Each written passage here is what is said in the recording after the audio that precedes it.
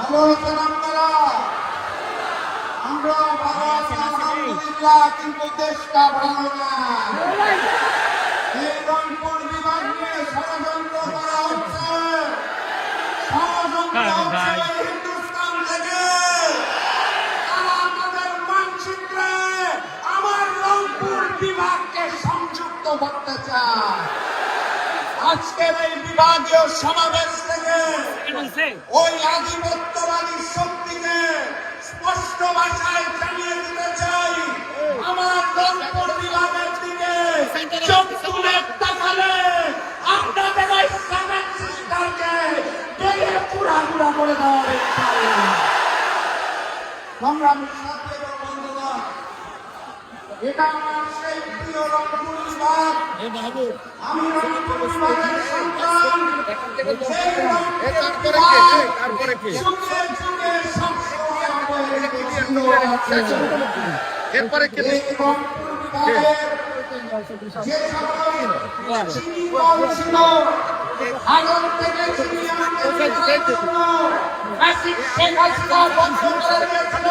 BNP সরকার ক্ষমতায় আসার পরে আমার রংপুর, দিনাজপুর, গাইবান্ধা, পঞ্চগড়ের চিনি কল খোলার কোনো ব্যবস্থা নেয় না।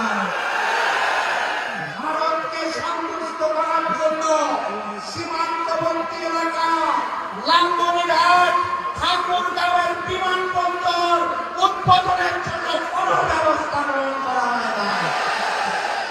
আর এই তিস্তা মহাপরিকল্পনার কথা কি বলবো? খালি কানে শুনতে পাই, করবো, করছি, হবে, হচ্ছে, আজ একটা প্ল্যান। পরিকল্পনা শুনতে চাই না, ভাই আমার প্ল্যান শুনতে চাই না। তিস্তা মহাপরিকল্পনার বাস্তবায়ন দেখতে চাই। সেটা যদি করতে না পারেন, আমিরে জামাত ডাক্তার শফিকুর রহমানের নেতৃত্বে আমরা 11 দলীয় ঐক্য কাঁধে প্রদান তুলে নিয়ে ওই তিস্তা পরিকল্পনার কাজ শুরু করে দেব। আমার সাথী এবং বন্ধুগণ, এই সেই রংপুর, যেই রংপুরে আবু সাইদ দুহাত প্রধানিত করে বুঝতে দিয়েছিল, রক্ত দিয়েছিল, সেই দৃশ্যটাকেই